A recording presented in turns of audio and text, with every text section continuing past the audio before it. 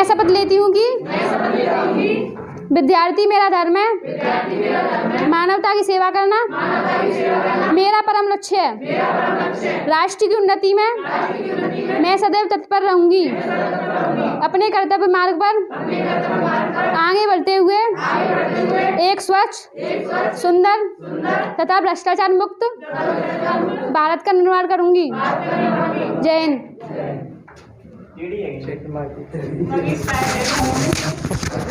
Style है। तो देखो, इससे देखो कोई भी क्लास शुरू करने से पहले जो है हम इसको कराते हैं कि एक तो प्रतिज्ञा से आप कर्तव्य मार्ग पर बढ़ोगे और दूसरी बात एनर्जी आ जाती है। ठीक है, को ऊर्जा लाने के लिए पहले मोटिवेशन ज़रूरी है, तो इसलिए ये मोटिवेशन का काम करता है प्रतिज्ञा जो है। और हम लोग जो है हड़प्पा सभ्यता पूरी तरीके से ख़त्म कर लिए थे। ठीक है, आज जो है हड़प्पा सभ्यता में अब आप लोग रिवाइज करके आए होंगे तो कुछ प्रश्नोत्तर करा देंगे और उसके बाद कल से हमारी क्लास जो है वैदिक सभ्यता से, वैदिक संस्कृत से शुरू होगी। हम उसमें वैदिक संस्कृत में क्या सीखेंगे कि वास्तव में हम क्या हैं। भाई इतिहास पढ़ने का मकसद हमारा क्या है कि हम अपने आप को जानें, हमारी व्यवस्था, प्राचीन व्यवस्था कैसी रही है। तो ये वैदिक सभ्यता से हम इसको सीखेंगे कि वैदिक सभ्यता किस तरीके की थी, वहाँ के लोग कैसे थे और आज जो हम मतलब हमारे जो पूर्वज थे वो कैसे हुआ करते थे। तो ये सारा हम वैदिक संस्कृत के बारे में सीखेंगे। लेकिन यहाँ पर देखो ये प्रश्न उत्तर हम कराएंगे जो इसमें सभी प्रकार की परीक्षाओं से संबंधित होगा। मतलब इसमें प्रश्न होंगे IAS लेवल के भी होंगे, ठीक है, और PCS लेवल के भी प्रश्न होंगे। और इसके अलावा जो आप वनडे एग्जाम्स देते हैं, चाहे वो टेट हो, चाहे सुपर टेट हो, चाहे आप PET परीक्षा जो उत्तर प्रदेश सरकार करा रही है, ठीक है, वो हो, या कोई भी जिसमें आपके सामान्य अध्ययन के प्रश्न आते हैं, जनरल नॉलेज के, वो सारे प्रश्न आपको मिलेंगे। ठीक है, तो हम यहाँ पर चूँकि अभी हमारे पास जो है प्रिंटर है नहीं तो इतना प्रिंट करा के हम टेस्ट ले सकें, तो अभी हम मौखिक ही कराएंगे कि जो है हम यहाँ प्रश्न पूछेंगे और उसके 4 ऑप्शन देंगे। ठीक है, और उसके बाद में जो है आपको उसमें उत्तर देना है। ठीक, तो 20 प्रश्न हैं और इसको मैं व्याख्या सहित जो है समझाऊंगा भी, जिससे कि लगभग पूरा कोर्स आपका रिवाइज हो जाए। पहला प्रश्न है, सिंधु सभ्यता के अधिकांश निवासी किस प्रजाति के थे। हमने प्रजाति पढ़ाई थी ना, कौन सी प्रजातियों से सिंधु सभ्यता का निर्माण हुआ है। तो ऑप्शन ए में है निग्राइड, ऑप्शन बी में है भूमध्य सागरीय, ऑप्शन सी में है प्रोटो ऑस्ट्रेलाइड और ऑप्शन डी में है मंगोलाइड। अधिकांश किस निवासी से बना है, भूमध्य सागरीय से। गुड। देखो हमने एक फार्मूला बताया था, प्रभु से अल्प मांगो, प्रभु से अल्प मांगो, तो इसमें चारों आ जाएंगे, अल्प मांगो। ठीक है, ये में ट्रा से हो गया प्रोटो ऑस्ट्रेलाइड, क्या हो गया, प्रोटो ऑस्ट्रेलाइड, और भू से हो गया भूमध्य सागरीय, और इस भूमध्य सागरीय को ही क्या कहते हैं, द्रविड़ भी कहते हैं। ठीक है, अगर प्रश्न में द्रविड़ भी पूछता तो आप द्रविड़ को टिक लगाते, और इसी के सबसे साक्ष्य मिलते हैं कि भूमध्य सागरीय से ही जो है हड़प्पा सभ्यता में जो है लोगों का विकास हुआ। और अल्प से हो गया अल्पाइन, अल्प से क्या हो गया, अल्पाइन, और मांगो से हो गया मंगोलियन। ठीक है, इसमें एक ऑप्शन आया था मंगोलियन हो गया, तो इसमें ये चारों ऑप्शन की जगह मैंने एक निग्राइड बढ़ा दिया था। ठीक है, निग्राइड, प्रोटो ऑस्ट्रेलाइड था, भूमध्य सागरीय था और मंगोलाइड था या मंगोलियन था, अल्पाइन की जगह मैंने निग्राइड कर दिया था। तो ये 4 में से सबसे अधिक जो हमारी सभ्यता, जो हड़प्पा सभ्यता का निर्माण हुआ है, सबसे अधिक योगदान किसका रहा है, भूमध्य सागरीय का या द्रविड़ का रहा है। ठीक है, दूसरा प्रश्न है, सैंधव सभ्यता का ज्ञान हुआ अभिलेख से, साहित्य से, उत्खनन से, सिक्कों से।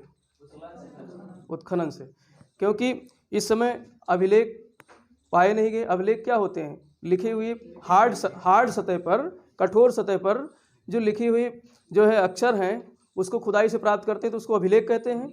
लेकिन यहाँ पर तो लिपि मतलब उस तरीके से मिली नहीं है किसी लिखे हुए इसमें, लेकिन मोहरों पे लिखी हुई मिली है अभिलेख, लेकिन वो उत्खनन से प्राप्त हुआ। किससे प्राप्त हुआ है, उत्खनन से प्राप्त हुआ है, तो अभिलेख नहीं होगा। और साहित्य तो था ही नहीं इस समय। ठीक है, और सिक्के भी इस तरीके से नहीं प्राप्त हुए हैं, तो उत्खनन इसका सटीक उत्तर हो जाएगा। तीसरा प्रश्न है, प्रसिद्ध कांस्य नर्तकी किस स्थान से प्राप्त हुई है। कांस नर्तकी जो है इसकी एक जो है आकृति मिली है, तो कहाँ से मिली है? हड़प्पा से या मोहनजोदड़ो से या लोथल से या कालीबंगा से? मोहनजोदड़ो से। गुड। नर्तकी की कांस की जो मूर्ति है वो कहाँ से मिली है? मोहनजोदड़ो से। ठीक है। प्रश्न ये था कि प्रसिद्ध कांस नर्तकी की मूर्ति किस स्थान से मिली है? तो कहाँ से मिली है? मोहनजोदड़ो से। अब मोहनजोदड़ो की कुछ विशेषताएं हैं, समझ लो क्या क्या है। पहले तो मोहनजोदड़ो को क्या कहा जाता है? मृतकों का टीला। ठीक है।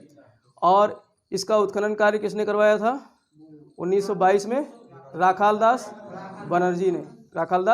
बनर्जी ने। याद रखना भाई। और ये किस नदी के किनारे है और किस तरफ स्थित है? सिंध नदी के कौन से साइड में? दाएं साइड में। सिंध नदी के दाएं साइड में स्थित है। ठीक है। और इसके अलावा यहाँ से और क्या क्या चीज़ें मिली हैं? दाढ़ी वाले बाबा मिले हैं पत्थर की। ठीक है। तो ये विशेषताएं ध्यान रखना। दाढ़ी वाले बाबा की विशेषताएं मिली, मतलब ये जो मुख्य विशेषताएं हैं जो परीक्षा में पूछे जाते हैं उनको तो याद रखो कम से कम। और हड़प्पा की क्या विशेषता थी? हड़प्पा भी इसमें ऑप्शन में था। हड़प्पा किस नदी के किनारे स्थित है? रावी नदी के कौन से तट पे? दाएं। रावी नदी के बाएं।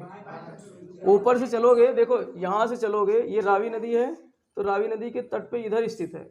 और हमने बताया था नदी जिस तरफ जा रही है उस तरफ मुंह करके खड़े हो जाओ, तो तुम्हारा हाथ जो है जिस तरफ होगा मतलब वही स्थान उस तरफ हो जाएगा।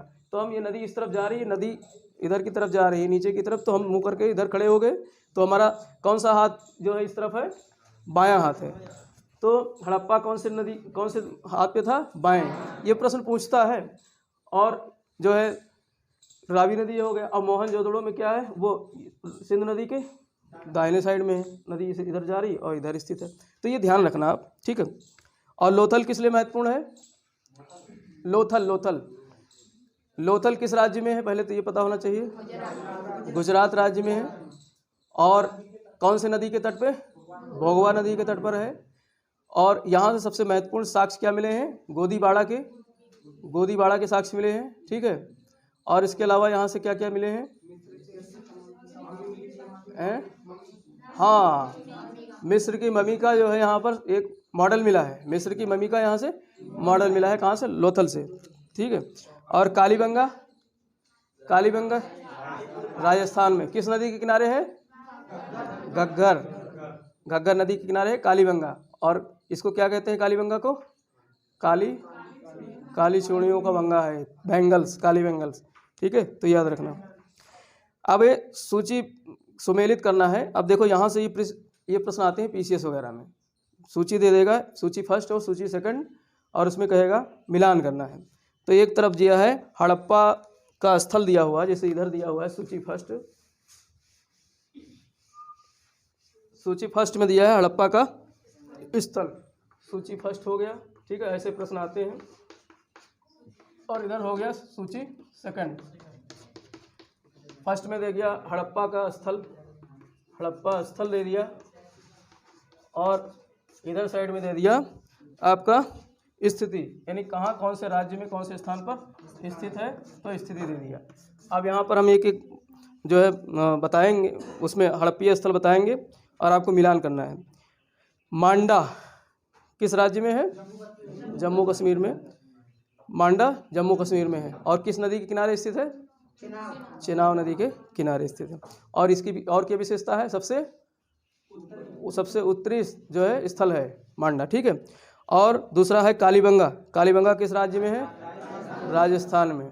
कौन सी नदी के किनारे? घग्गर या सरस्वती। ठीक है। ये याद रखना। और राखीगढ़ी हरियाणा राज्य में।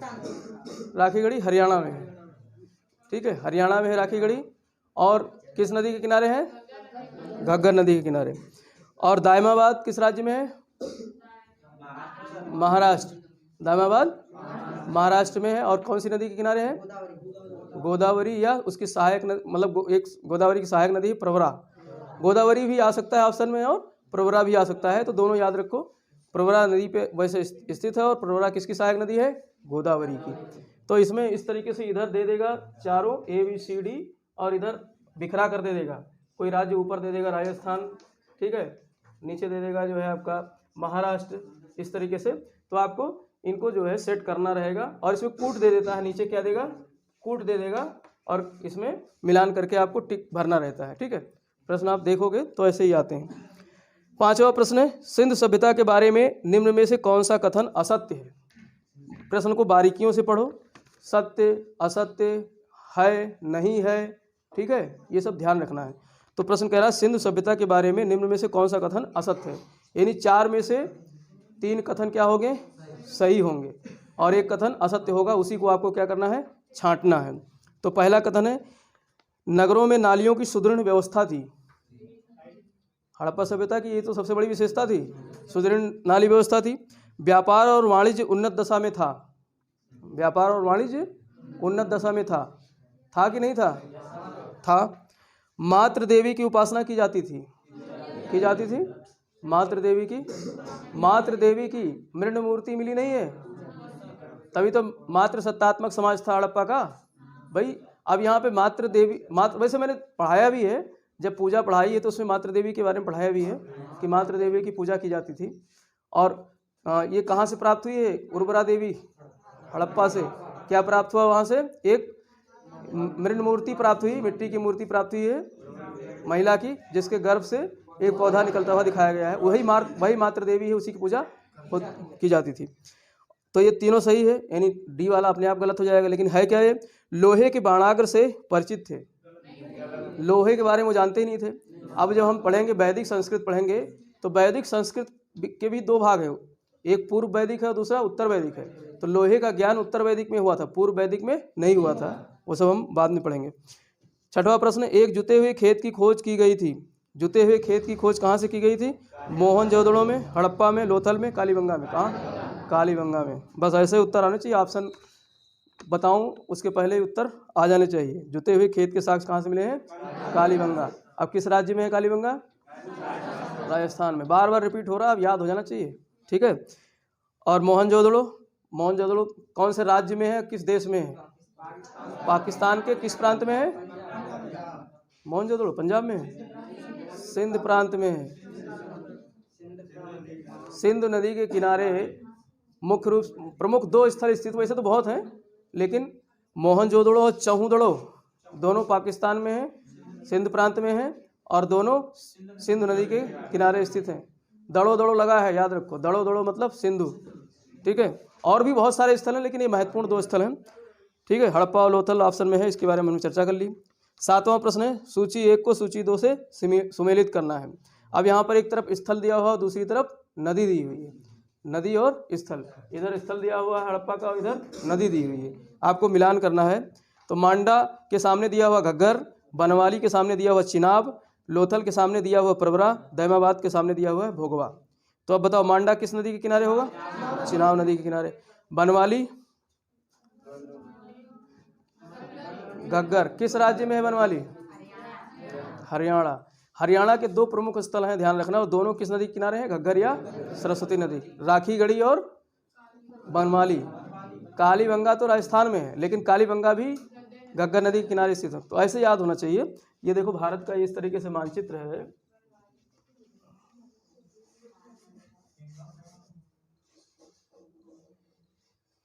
यहाँ पर हरियाणा है, ठीक है, और यहाँ से आती है घग्गर नदी, यहाँ पर है राखीगढ़ी, यहाँ पर है बनवाली और यहाँ पर है कालीबंगा, ठीक है। तो कालीबंगा राजस्थान में आ जाती है और इधर क्या है, हरियाणा राज्य है, ठीक है। तो ये याद रखना, घग्गर नदी के किनारे स्थित है तीनों। तो और लोथल किस नदी के किनारे है, भोगवा नदी। और दैमाबाद प्रवरा आया था इसमें ऑप्शन में, भूल जाते हो। 8वां प्रश्न है, ईंटों पर एक बिल्ली का पीछा करते हुए कुत्ते के पंजे का निशान किस हड़प्पा सभ्यता के स्थल से प्राप्त हुए हैं। ईंटों पर एक बिल्ली का, कहाँ से, चौहदड़ो से। याद कैसे करोगे, चौहदड़ो दौड़ा रही थी बिल्ली को, कुत्ता दौड़ा रही थी, दौड़ाओ हैं, किसको दौड़ाओ, बिल्ली को, कुत्ता। और किस पे दौड़ा रही थी, ईंटों पर। याद हो गया, अब तो भूलोगे नहीं। और चौहदड़ो किस नदी के किनारे स्थित है, सिंधु नदी के किनारे। दड़ो दोनों दड़ो कहाँ है, सिंधु नदी। मोहनजोदड़ो और चौहदड़ो जो दोनों दड़ो सिंधु नदी के किनारे स्थित हैं, ठीक है। और सिंधु नदी के किनारे किस देश में, पाकिस्तान। किस प्रांत में, सिंध प्रांत में, दोनों, ठीक है, तो याद रखना है। निम्न कथनों पर विचार कीजिए एवं नीचे दिए गए कूट से सही उत्तर चुनिए। अब यहाँ पर 3 कथन दिए हुए हैं, उसके बाद में 3 कथन के बाद यहाँ कूट दिए हुए हैं, तो उसमें कूट में कहता है कि पहला सही है, दूसरा सही है, तीसरा सही, चौथा सही, इस तरीके से। तो कूट पहले सुनो, कथन सुनो पहले। कथन मतलब कौन कौन से इसमें सही हैं। अब कभी भी प्रश्न आ जाता है कि निम्न कथनों में से कौन से असत्य हैं, कौन से असत्य हैं, तो वो भी छांटना रहेगा। लेकिन यहाँ पर कह रहा है सही है, तो इसमें कुछ सही होंगे और कुछ गलत होंगे, 3 में से। या हो सकता है सारे सही हों, या हो सकता है सारे गलत हों, ऑप्शन भी उसी हिसाब से आते हैं। तो इसमें दिया हुआ है, पहला है मिस्र की एक मम्मी का मॉडल लोथल से प्राप्त हुआ है। सही है, क्योंकि मम्मी का मॉडल लोथल से प्राप्त हुआ है। अभी कथन में दे दिया इसने, मतलब कथन दे दिया। और दूसरा कथन है मोहनजोदड़ो से दाढ़ी वाले साधु की प्रस्तर मूर्ति प्राप्त हुई है। सही है। अब ध्यान से तीसरा समझना, हड़प्पा नगर रावी नदी के दाएं तट पर स्थित था। बाएं पे ऐसे घुमा, ऐसे थोड़ा सा मिस्टेक कर देगा। अब दाएं बाएं याद नहीं होगा, बस गड़बड़ कर दोगे। इसमें अगर एक गलत किए, एक अगर तथ्य, अगर ये IAS परीक्षा का लेवल है, IAS मतलब, तो उसमें तो जो वनडे एग्जाम्स होते हैं उसमें तो मतलब आप एक वैसे पूछते हैं कौन सा स्थल क्या है, इस तरीके से। लेकिन IAS की परीक्षा में, PCS की परीक्षा में स्टेटमेंट पूछते हैं, यानी मतलब गहराई से पढ़ना पड़ेगा, तीनों को आपको पता होना चाहिए। अब इसमें मान लो इसके बारे में दाएं तट पर अगर ध्यान से भी नहीं पढ़ते यहाँ पर, तो इसको सही मान लेते हैं, क्योंकि लिखा है रावी नदी, बस कहते हैं हाँ हड़प्पा नदी के, रावी नदी के किनारे स्थित हड़प्पा नगर। लेकिन दाएं बाएं ये ध्यान रखना है, तो ये गलत हो गया। तो ये बाएं तट पर स्थित है। तो इसमें ऑप्शन में दिया हुआ है पहला वाले में केवल 1 और 2 सही है, हाँ ए वाला ही सही हो जाएगा। आगे ऑप्शन दिया हुआ केवल 1 और 3 सही है, तो 1 सही है लेकिन तीसरा गलत है, तो 1 गलत हो जाएगा। और सी वाले में केवल 2 और 3 सही है, तो 3 गलत है, केवल 2 सही है, तो ये भी गलत हो जाएगा, ये नहीं होगा। और डी वाले में दिया है तीनों सही है, 1 2 3, तो इसलिए ये भी नहीं होगा। तो सही उत्तर क्या होगा, ए। ठीक है। 10वां प्रश्न है, निम्न में से किस पशु युग्म का अंकन हड़प्पा संस्कृत की मुहरों पर नहीं मिलता है। हड़प्पा संस्कृत के मुहर प्राप्त हुए हैं मिट्टी के ना, टेराकोटा के, तो उस टेराकोटा के जो मुहर प्राप्त हुए हैं उस पर कुछ पशुओं के अंकन प्राप्त हुए हैं, कुछ पशु के चित्र प्राप्त हुए हैं। तो इसमें कह रहा है कौन, अब हमने बताया था चार पशु बताए थे, उनके अंकन नहीं प्राप्त होते हैं, तो वो याद होना चाहिए। अब इसमें कह रहा है एक है हाथी और बाघ, युग मतलब साथ में दिए होंगे, हाथी और बाघ मिला है कि नहीं मिला है। कहाँ पे मिला था, एक मूर्ति मिली थी, किसकी, त्रिमूर्ति मिली थी, त्रिदेव की, आद्य शिव की, पशुपतिनाथ की।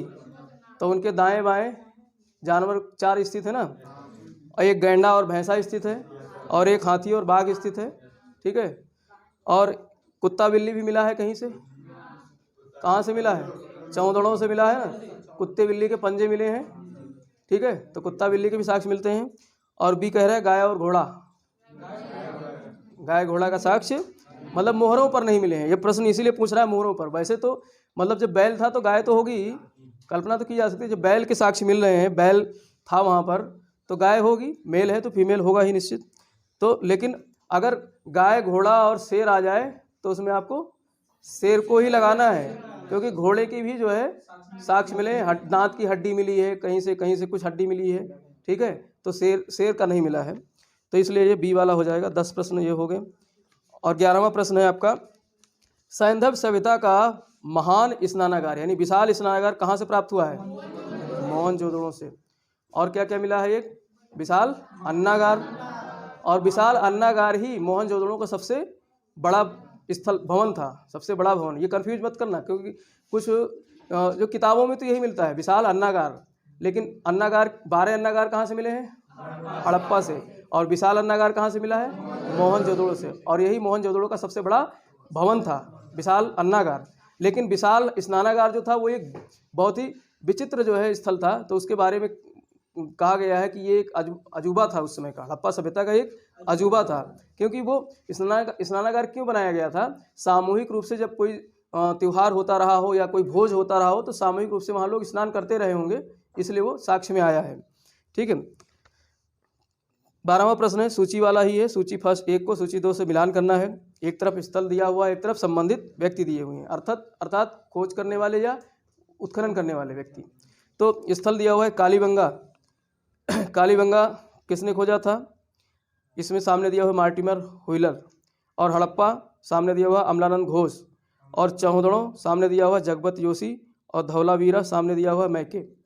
अब आपको मिलान करना है। कालीबंगा की खोज, हाँ कालीबंगा अमलानंद घोष हो जाएगा, और हड़प्पा मार्टिमर व्हीलर ने 1946 में जो दुर्ग टीला था उसका क्या नाम दिया था, माउंट एबी, ठीक है, 1946 में। अब इसमें कई थे, जैसे अब हड़प्पा तो शुरुआती होता है चार्ल्स मेसन से, 1826 में अगर चार्ल्स मेसन भी होता तो चार्ल्स मेसन हम करते हैं, एक ही नाम देगा, 3-4 नाम जुड़े हैं ना हड़प्पा से। चार्ल्स मेसन शुरू करता है 1826 से।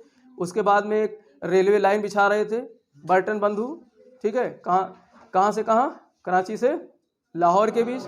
तो वहाँ से उन्होंने नगर टीला जो था उसका जो है वो जो ईंटें थी उसको उखड़वा करके और तोड़वा करके डाल दिया था उस पर। तो वहाँ से भी कुछ तथ्य पता चला है हड़प्पा के बारे में, ठीक है। और इसके अलावा जो है 1921 में सबसे बड़ा कार्य किया था किसने, दयाराम साहनी ने। तो ये सारे नाम याद रखने हैं आपको, ठीक है।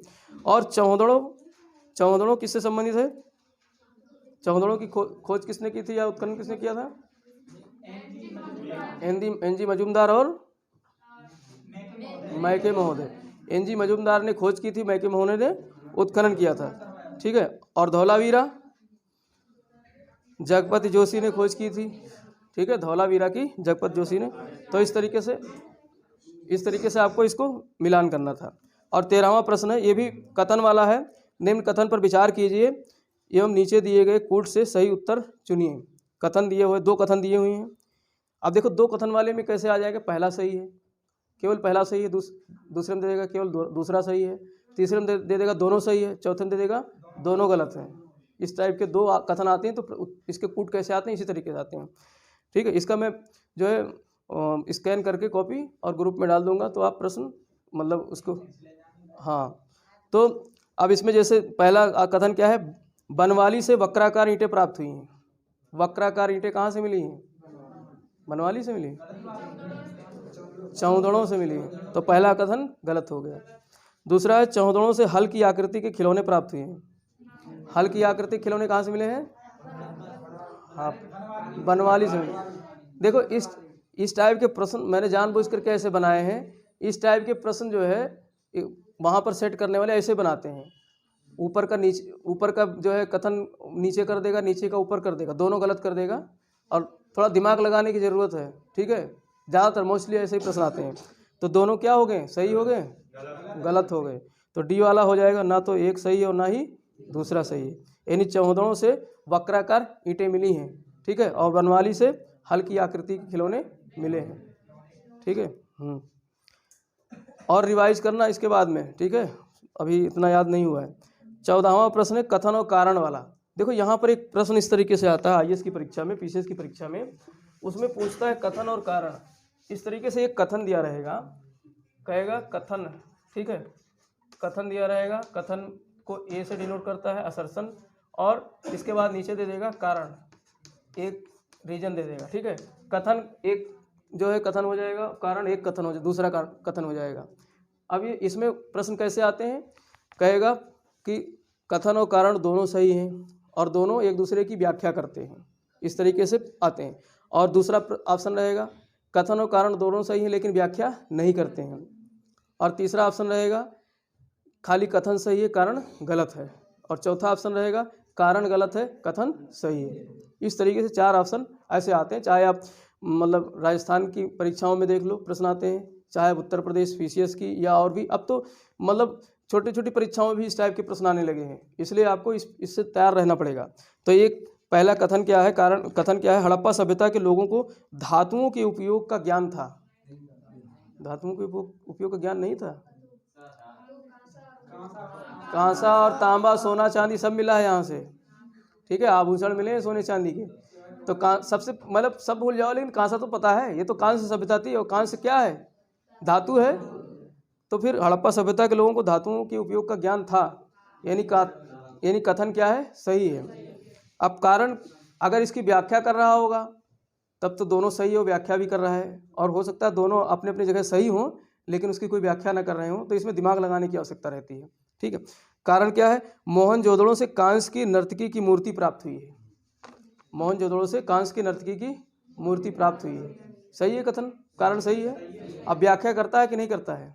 अब देखो दिमाग कैसे लगाना है भाई, दिमाग ऐसे लगाना है कि जब धातुओं को ज्ञान था तभी तो उन्होंने नर्तकी बनाई, तो कथन की व्याख्या कारण कर रहा है कि नहीं कर रहा है, ऐसे लगाना है दिमाग कि जो है जब धातु का ज्ञान था तभी तो वस्तु बनाएंगे धातु की। ठीक है, अब इसी जगह मोहनजोदड़ो की जगह कह देता हड़प्पा से कांस्य की नर्तकी की मूर्ति प्राप्त हुई है, तो कारण क्या हो जाता है, गलत हो जाता है, क्योंकि तथ्य गलत है, फैक्ट गलत है। कहाँ से मिला, मोहनजोदड़ो से। कांस्य की मूर्ति तो प्राप्त हुई है तो सही बात है, लेकिन कहाँ से प्राप्त हुई ये गलत कर देता। तो इसमें जो है पहला कथन है, पहला वाला उत्तर जो है ए और आर दोनों सही है, तथा आर सही स्पष्टीकरण है ए का, यानी व्याख्या कर रहा है, इस स्पष्टीकरण दे सकता है या व्याख्या दे सकता है। तो इस टाइप के प्रश्न आते हैं, अभी से इस टाइप के प्रश्नों पर आप थोड़ा सा वो करोगे तो धीरे धीरे मतलब प्रश्नोत्तर करना सीख जाओगे कि किस टाइप के प्रश्न आते हैं परीक्षाओं में। प्रश्न नंबर 15 है, सिंध घाटी के लोग पूजा करते थे, किसकी पूजा करते थे? 4 ऑप्शन दिए हुए हैं, विष्णु की, इंद्र की, पशुपति की, ब्रह्मा की। बहुत सरल प्रश्न है, पुलिस दरोगा में यही प्रश्न आते हैं इसी टाइप के, अब तो कभी भूलोगे ही नहीं। पशुपति उनका मुख्य जो है भगवान थे, आद्य शिव, ठीक है, उसकी पूजा करते थे। अब इसके बाद सभ्यता बदल जाएगी, जब वैदिक संस्कृति आएगी तब इंद्र की पूजा होगी, इंद्र वहाँ पर प्रबल देवता हो जाएंगे। ठीक है, अब आगे हम लोग अध्ययन करेंगे तब बताएंगे। प्रश्न नंबर 16 है, सूची 1 को सूची 2 से सुमेलित करना है। तो सूची 1 में विनाश का कारण, यानी हड़प्पा सभ्यता के विनाश के क्या कारण रहे हैं और कौन विद्वान ने वो कारण बताए हैं, विनाश के कारण कौन कौन से लोगों ने बताए हैं। जैसे बाढ़ है, बाढ़ किसने बताया है? एस.आर. राव ने बताया है। इसका सामने भी दिया हुआ है एस.आर. राव। कभी कभी इधर उधर करके दे देता है, मतलब इधर दे देगा आपका सूची 1 में ए बी सी डी और इसके कारण इस तरीके से दूसरे नंबर पे दे देगा और बी वाले का पहले नंबर पे दे देगा, ऐसे दे देगा मिलान करने के लिए। ठीक है, आप मिलाते हैं तो छोटे क्लास में ऐसे प्रश्न आते हैं सूची वाले हैं। तो बाढ़ किसने, कौन से विद्वान ने कहा है बाढ़ से विनाश हुआ? ऐसा। अच्छा, कौन कौन से लोगों ने मूवी देखी थी मोहनजोदड़ो? हाँ, तो मोहनजोदड़ो उसमें मूवी में बाढ़ को ही दिखाया गया है, बाढ़ के कारण ही जो है सभ्यता नष्ट हो जाती है। लेकिन जब कल हम लोग वैदिक संस्कृत पढ़ेंगे तो और इस पर प्रकाश डालेंगे कि वास्तव में सभ्यता नष्ट हुई, फिर उसके बाद क्या रही है, कैसे रहा है। और दूसरा जलवायु परिवर्तन। जलवायु परिवर्तन किसने बताया है? एक घोष महोदय थे, क्या नाम था? अमलानंद घोष। आर्यों का आक्रमण, हाँ व्हीलर महोदय ने, मार्टिमर व्हीलर। और महामारी कैनेडी, महामारी कैनेडी। महामारी पर कनाडा चले जाओ, है कनाडा, कैनेडी, कनाडा से याद हो जाएगा। ठीक है, तो इस तरीके से ये सूची 1। प्रश्न नंबर 17 है, वर्तमान साक्ष्यों के आधार पर हड़प्पा का बृहद स्थल है। अब देखो वर्तमान साक्ष्य, अब ये प्रश्न इसमें मैंने बिल्कुल लेटेस्ट किया है, पुराने प्रश्नों में आपको इस तरीके से प्रश्न नहीं आएगा। उसमें पूछ लेगा भारत का सबसे बड़ा हड़प्पा स्थल कौन सा है, या पूरे जो है हड़प्पा सभ्यता का बड़ा स्थल कौन सा है। लेकिन यहाँ पर हमने पूछा वर्तमान साक्ष्यों के आधार पर हड़प्पा का बृहद स्थल, यानी पूरे हड़प्पा का बड़ा स्थल कौन सा है? हाँ, राखीगढ़ी, याद रखना, राखीगढ़ी हरियाणा का वर्तमान साक्ष्य के आधार पर सबसे बड़ा स्थल है।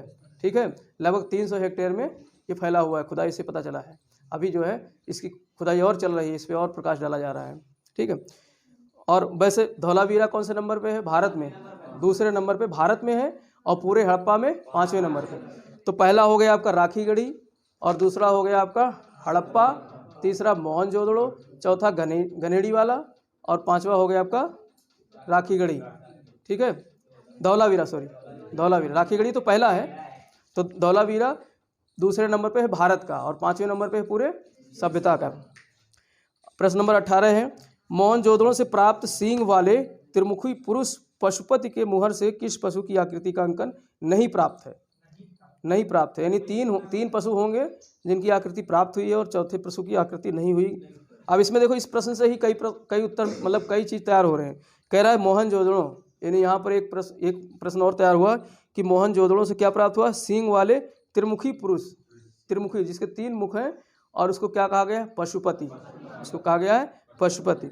और ये मुहर पे प्राप्त हुआ है उसके टेराकोटा के। तो किस पशु की आकृति नहीं प्राप्त हुई है?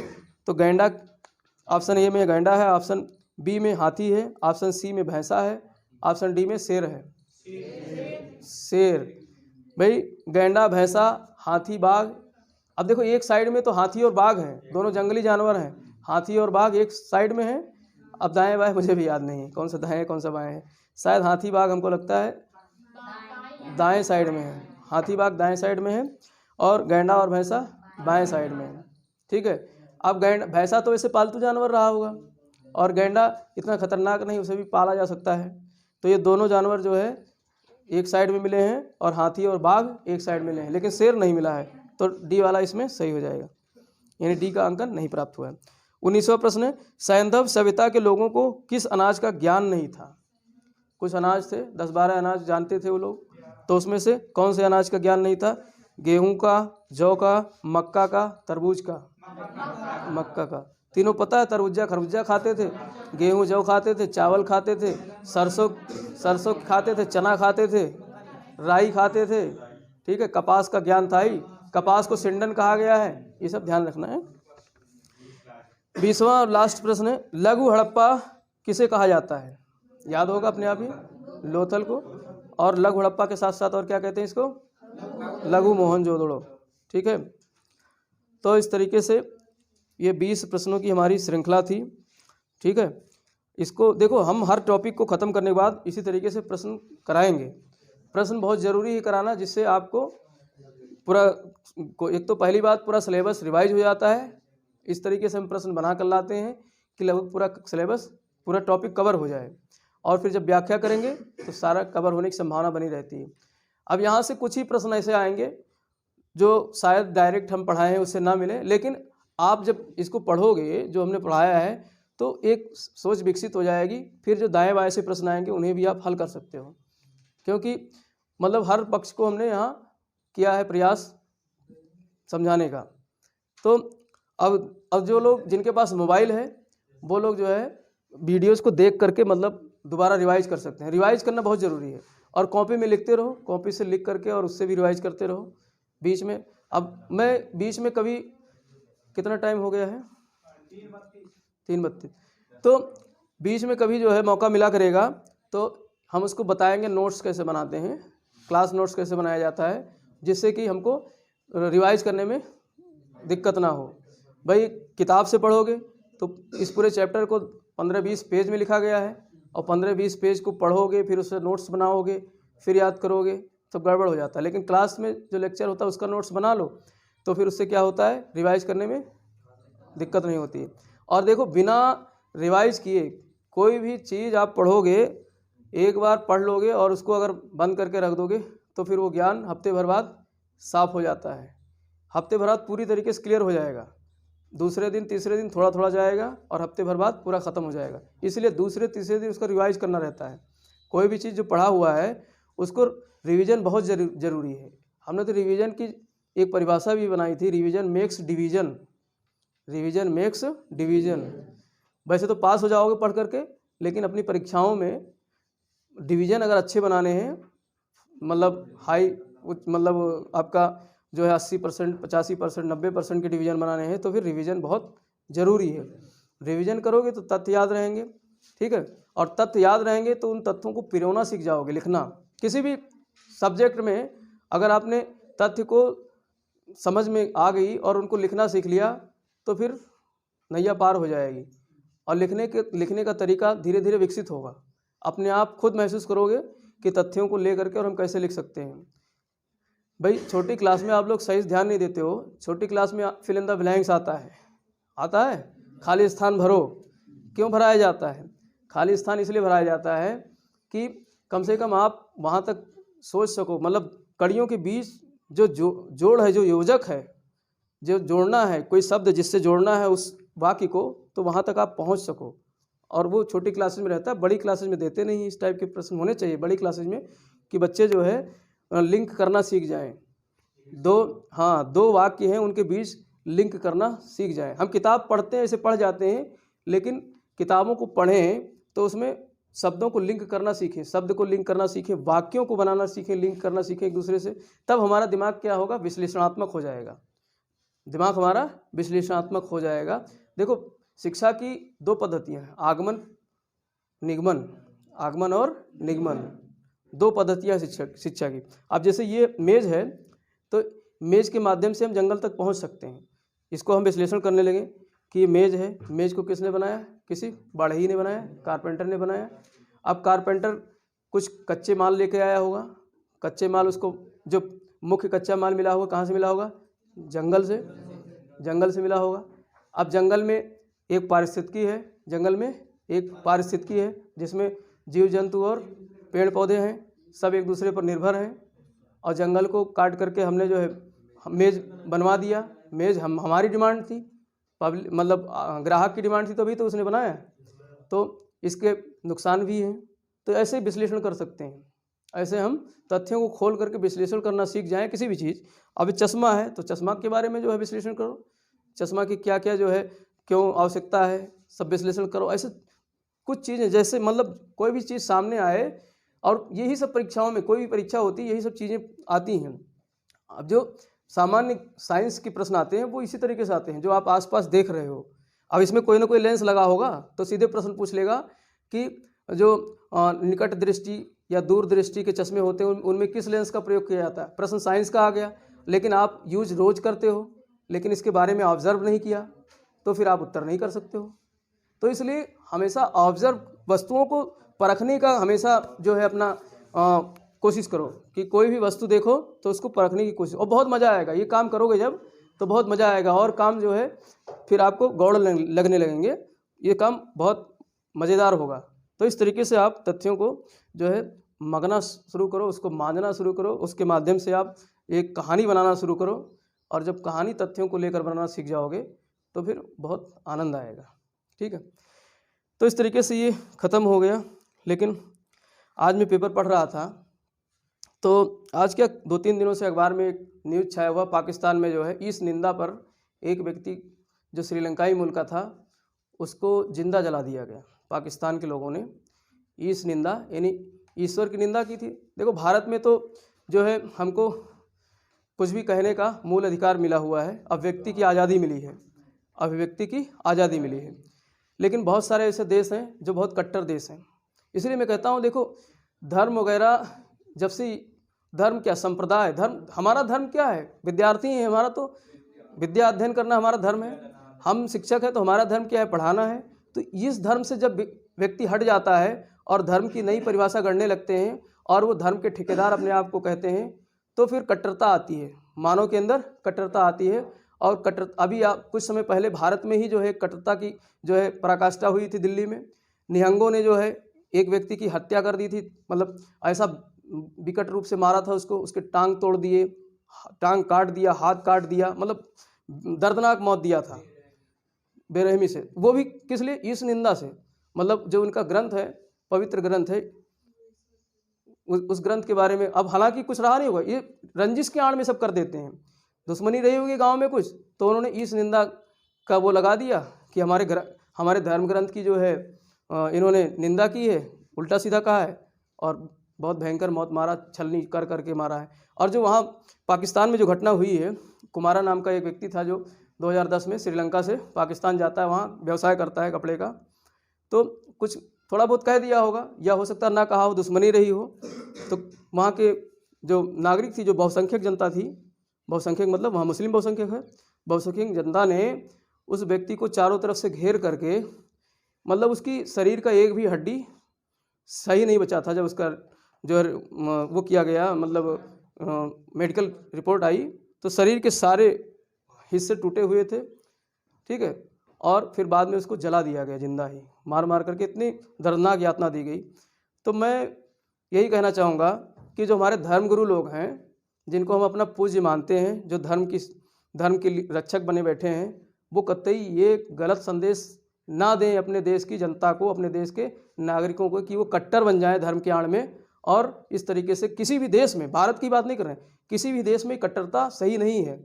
और हमारा यहाँ मूल मकसद क्या है, आपको मतलब बहुमुखी ज्ञान कराना, सर्व ज्ञान कराना। और सर्व ज्ञान तभी आएगा जब आप नम्रता के साथ हर चीज़ को परखना सीखोगे। नम्रता बहुत ज़रूरी है, इसलिए जो है नम्र बने रहो। और हमारे शिक्षा का, एजुकेशन का भी यही मकसद है कि आपका धर्म है शिक्षण करना, हमारा धर्म है पढ़ाना। हम इस धर्म पे, हम किसी भी मतलब जो तथाकथित धर्म बनाए गए हैं हमारे हिंदू, मुस्लिम, सिख, ईसाई, उस तथाकथित धर्म के पचड़े में नहीं पड़ करके, बल्कि हमें मानवता बन करके मानवता की सेवा करना है, एक मानव बन करके, अच्छे मानव बन करके।